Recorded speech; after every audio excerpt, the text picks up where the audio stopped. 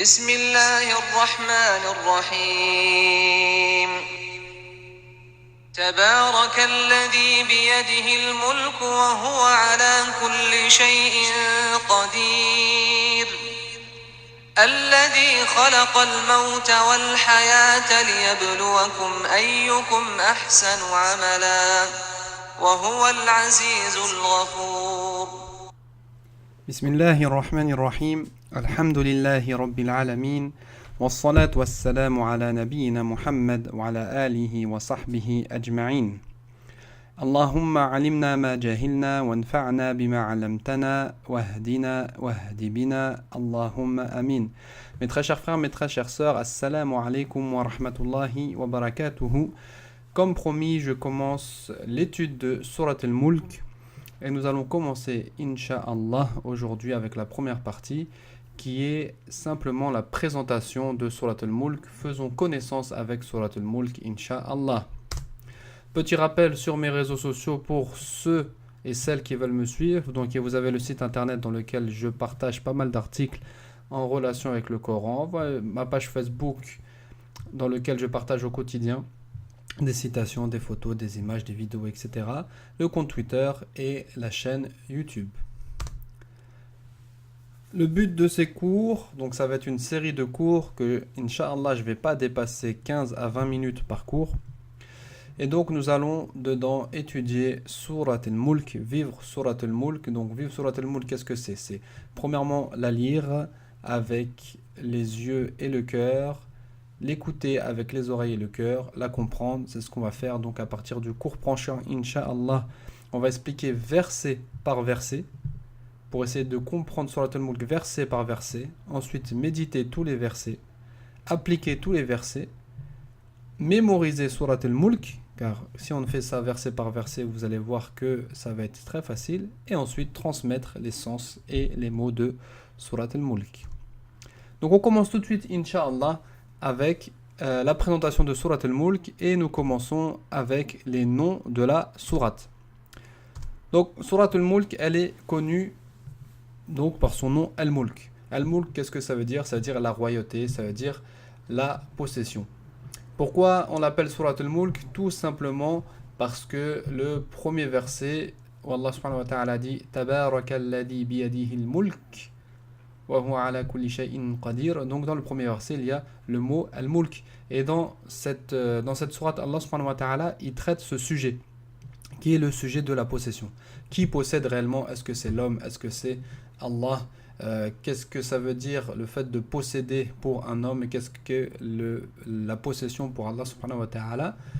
Et dans cette sourate, Allah subhanahu wa ta'ala, il nous blâme en disant que on ne possède rien, et que même l'eau qui est la base de la vie, si Allah subhanahu wa ta'ala décide de l'enlever, personne ne pourra l'apporter.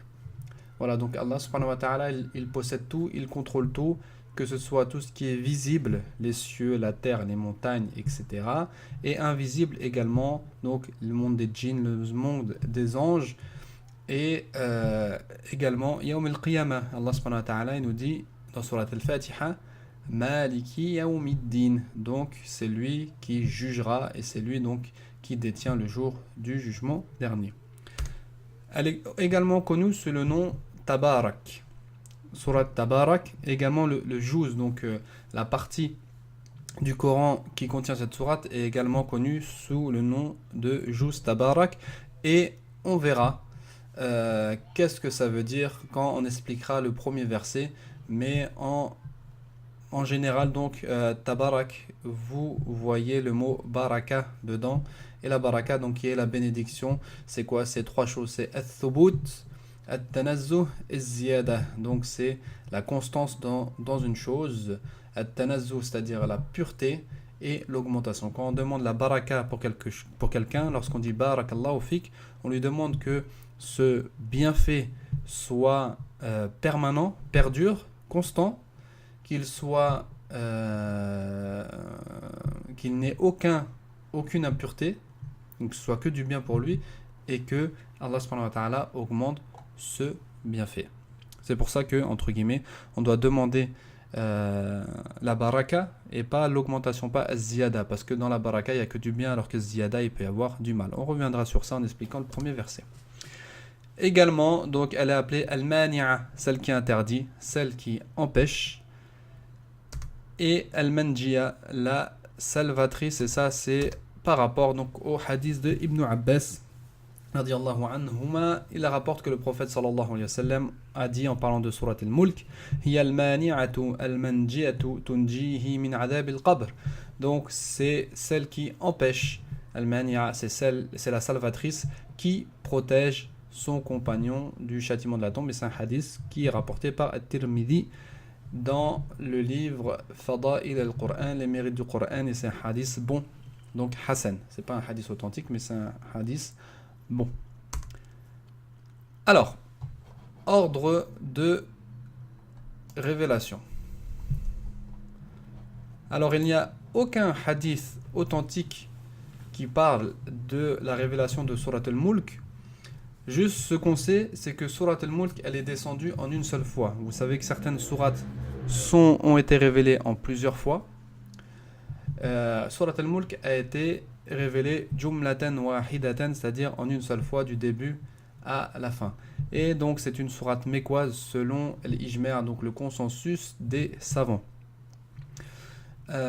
Plus particulièrement donc ceux qui se sont lancés dans l'ordre de Surat al-Mulk ont dit que c'était la sourate qui a été révélée en 77e position, juste après Surat At-Tur et juste avant Surat Al-Haqqah. Pourquoi les savants ils ont fait un ijma', un consensus sur le fait que ce soit une sourate mécoise alors qu'il n'y a pas de preuve, il n'y a pas de texte, simplement parce que Surat al-Mulk elle parle du tawhid, elle parle de l'unicité d'Allah subhanahu wa ta'ala dans la seigneurie, et toutes ces questions de foi en fait elles se trouvent dans les sourates mécoises. Voilà, et donc ça c'est la parole de Ash-Shawkani, de Abu Hayyan, et etc. etc. Ensuite, l'ordre dans le Coran. Comme vous savez, l'ordre des sourates, l'ordre de révélation des sourates ne suit pas l'ordre des sourates dans le Coran. Donc c'est la sourate numéro 67 et elle se trouve juste après sourate At-Tahrim et elle se trouve avant sourate Al-Qalam. Nombre de versets. Donc en général, là si vous prenez un mushaf, un Coran, vous allez voir que elle se compose de 30 versets. Mais juste pour culture générale, on va dire, il faut savoir que certains savants disent que Surat al-Mulk contient 31 versets. Et ça, c'est notamment dans le Coran al-Mekki, dans le Coran mécois, qui est contraire au Coran médinois. Nous, en général, ce qu'on a, c'est les Corans médinois. Donc, dans le Mushaf al-Mekki, donc, il y a 31 versets. Et ils ont divergé sur le verset 9. Il y en a certains qui l'ont mis en un verset, d'autres qui l'ont mis en deux versets. Quand Allah subhanahu wa ta'ala dit قالوا بلى قد جاءنا نذير فكذبنا وقلنا ما نزل الله من شيء. Donc certains ils ont divisé ce verset en deux. Ils ont dit قالوا بلى قد جاءنا نذير. Deuxième verset فكذبنا وقلنا ما نزل الله من شيء. Et d'autres, ils ont dit non, c'est un seul et même verset. À la kulli hal, ça ne change pas le sens de la sourate. Alors, particularité de Surat al-Mulk, et ceci est très important. Pourquoi j'ai choisi de vous expliquer Surat al-Mulk verset par verset? C'est parce qu'elle a une importance. D'accord? Donc, on va voir ça tout de suite. Premièrement, elle intercède en faveur de son compagnon pour, premièrement, obtenir son pardon. Il est rapporté que le prophète sallallahu alayhi wa sallam, il dit Inna suratan min al-Qur'an 30 ayah tashfa'u li sahibiha hatta yughfaru lahu wa hiya suratu tabarak alladhi biyadihi al-mulk. Et pareil, c'est un hadith Hassan. Donc c'est un hadith bon qui est rapporté dans At-Targhib wa Tarhib. Donc le prophète sallallahu alayhi wa sallam nous dit il y a une sourate du Coran qui se compose de 30 versets. Elle intercède en faveur de son compagnon jusqu'à ce qu'il soit pardonné de tous ses péchés. Et cette sourate, c'est sourate Tabarakalladhi biyadihil mulk. Il y a un autre hadith dans ce sens-là, An Abi Hurayra, donc Abu Hurayra, il rapporte que le prophète sallallahu alayhi wa sallam a dit Inna suratan fil Qur'an 30 ayah shafa'at li rajulin hatta ghufira lahu wa hiya tabarakalladhi biyadihi al-mulk. Et pareil, c'est un hadith bon. Donc Abu Hurayra il nous dit que le prophète sallallahu alayhi wa sallam a dit il y a une sourate dans le Coran qui se compose de 30 versets qui a intercédé qui a intercédé pour un homme jusqu'à ce qu'il soit pardonné de tous ses péchés, et c'est sourate Al-Mulk. Deuxième chose donc, elle intercède en faveur de son compagnon pour le faire sortir de l'enfer et le faire entrer au paradis. Donc la première intercession, c'est avant son jugement et avant de rentrer soit en enfer, soit au paradis. Donc cette sourate-là, elle demande à Allah subhanahu wa ta'ala qu'il pardonne tes péchés. Ensuite, si malheureusement, après ton jugement, tu es parmi les gens de l'enfer, cette sourate-là va venir te chercher de l'enfer. Et imaginez-vous, vous êtes dans une situation difficile, vous êtes dans une situation où vous pensez que personne ne peut vous sauver, et là, une personne vient et vous protège. Et là, c'est notamment le cas de sourate Al-Mulk. Vous êtes en enfer, vous pensez que personne ne pourra venir vous sauver, et là, il y a sourate Al-Mulk qui vient vous sortir de ce problème. Donc, il y a un hadith où le prophète sallallahu alayhi wa sallam dit Suratun min al-Qur'an ma hiya illa 30 ayah khasamat an sahibiha hatta adkhalathu al-jannah wa hiya tabarak. Donc le prophète sallallahu alayhi wa sallam nous dit il y a une sourate dans le Coran qui se compose de 30 versets et qui a défendu son compagnon jusqu'à ce qu'elle l'a fait rentrer au paradis. Et là donc vous voyez bien dans les deux hadiths on a le prophète sallallahu alayhi wa sallam il a utilisé le mot sahib an sahibiha, et sahib c'est le compagnon, et on va voir donc plus tard qu'est-ce que ça veut dire le compagnon, qu'est-ce qu'est être le compagnon du Coran. Et être le compagnon du Coran, c'est le comprendre, le méditer et le mettre en pratique. Ensuite, parmi les bienfaits de cette sourate, elle protège du châtiment de la tombe, et ceci est connu. Donc ça fait partie du hadith de Abdullah ibn Mas'ud radiyallahu anhu قال النبي صلى الله عليه وسلم سورة تبارك هي المانعة من عذاب القبر. Donc sourate Tabarak, sourate Al-Mulk, c'est la salvatrice du châtiment de la tombe, et c'est un hadith sahih donc vous pouvez retrouver dans As-Silsila As-Sahiha de Sheikh Al-Albani. Donc cette sourate elle vient te protéger du châtiment de la tombe. Et il y a d'autres adillas qui va. Donc il y a certains hadiths qui sont da'if, qui sont faibles, qui parlent de ça, mais les savants disent qu'il y a tellement de hadiths qui parlent de cette question que on peut dire que Surat Al-Mulk protège son compagnon du châtiment de la tombe. Également donc elle donne beaucoup de récompenses également. Dans un hadith de Abdullah ibn Mas'ud il dit Man qara'aha fi laylatin faqad akthara wa atab, celui qui le lit dans toutes les nuits, certes il aura beaucoup de récompenses et il aura une vie très agréable. Et ceci est le dernier point, donc par son biais on a une vie agréable. Et également donc elle te permet de suivre la sunna. Pourquoi ? Parce que le prophète sallallahu alayhi wa sallam il avait une préoccupation et une attention propre à Surat Al-Mulk, et il est rapporté que le prophète sallallahu alayhi wa sallam la lisait tous les soirs. Donc le prophète sallallahu alayhi wa sallam il est rapporté que kana la yanam hatta yaqra'a alif lam mim tanzil as-sajda wa tabarakalladhi biyadihi al-mulk. Donc il est rapporté que le prophète sallallahu alayhi wa sallam ne dormait pas sans avoir récité Surat as-sajda et Surat Tabarak. Et il est également rapporté que le prophète sallallahu alayhi wa sallam a déjà lu Surat Tabarak sur le minbar le vendredi, à la place de faire une khutbah, donc il a lu Surat Tabarak. Donc le prophète sallallahu alayhi wa sallam avait une intention particulière avec Surat Al-Mulk. Donc pour te résumer, Surat Al-Mulk, elle t'apporte dans ce bas monde, elle t'apporte dans ce qu'on appelle Al-Barzakh. Al-Barzakh, c'est la vie qui est entre ce bas monde et le jour dernier. C'est ce qui se passe dans ta tombe. Et elle t'apporte dans le jour dernier. Elle t'apporte dans cette vie avec beaucoup de récompenses et une vie agréable et le pardon de tes péchés. Elle t'apporte, elle te protège dans le barzakh. Pourquoi? Parce qu'elle te protège du châtiment de la tombe.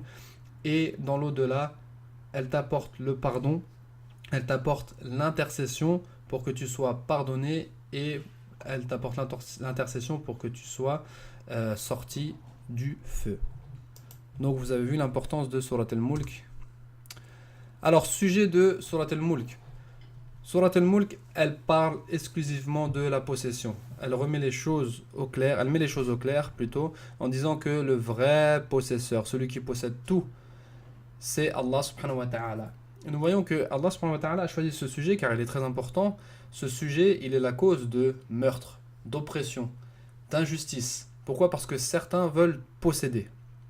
Ils veulent posséder les autres, ils veulent posséder ce bas monde. Et donc, dans cette sourate, Allah subhanahu wa ta'ala, il nie toute possession, il nie tout possesseur. Il nous répète qu'il n'y a personne qui possède, sauf Allah subhanahu wa ta'ala. L'homme ne possède rien. L'homme ne possède pas sa vie. L'homme ne possède pas sa santé. L'homme ne possède pas ses enfants. L'homme ne possède même pas la goutte d'eau. L'homme ne possède rien, mais c'est Allah subhanahu wa ta'ala qui lui a prêté ses bienfaits pour le tester. Donc elle nous parle également de l'amour de ce bas monde et elle nous fait prendre conscience que ce bas monde est en fait futile. Et comme on l'a dit, on ne possède rien, alors pourquoi s'attacher à lui? Celui qui comprend cette question-là, il va faire preuve obligatoirement d'humilité et il va se rendre compte qu'il n'est rien dans ce bas monde. Et il va demander à Allah subhanahu wa ta'ala lorsqu'il veut quelque chose. Pourquoi? Parce qu'il sait que c'est Allah subhanahu wa ta'ala qui détient tout. Donc pourquoi demander aux autres, aux créatures, alors que c'est le créateur qui possède tout? Également, elle traite du sujet excusez-moi. Elle traite du sujet du comportement qu'il faut avoir avec les prophètes et les avertisseurs. Elle nous explique le cas des gens qui ont traité de mensonges les prophètes et qui n'ont pas utilisé leur intelligence, leur raison pour réfléchir sur la réalité de ce bas monde.